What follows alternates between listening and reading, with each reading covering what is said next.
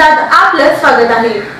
Tamalwadi police ठाण्याच्या हद्दीतील एका गावात 15 वर्षीय तरुणीवर मागील एका वर्षापासून लैंगिक अत्याचार झाल्याचा धक्कादायक प्रकार समोर आला आहे। या प्रकरणी पीडितेच्या आईने दिलेल्या फिर्यादीवरून तामलवाडी पोलीस ठाण्यात 2 जणांविरुद्ध गुन्हा दाखल करण्यात आला आहे।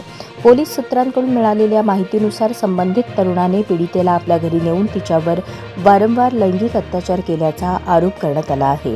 तसेच एका महिलेने या कृत्यास मदत केल्याचा आरोपही फिर्यादीत नमूद आहे। या प्रकरणी पीडितेच्या आईने 3 जून 2026 रोजी तामलवाडी पोलीस ठाण्यात प्रथम खबर दिली।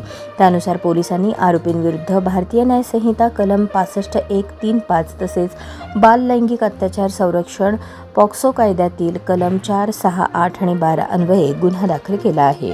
घटनेचे गांभीर्य लक्षात घेऊन पोलिसांनी तपासाची चक्रे वेगाने फिरवली असून संबंधित आरोपींचा शोध घेण्याचे काम सुरू आहे।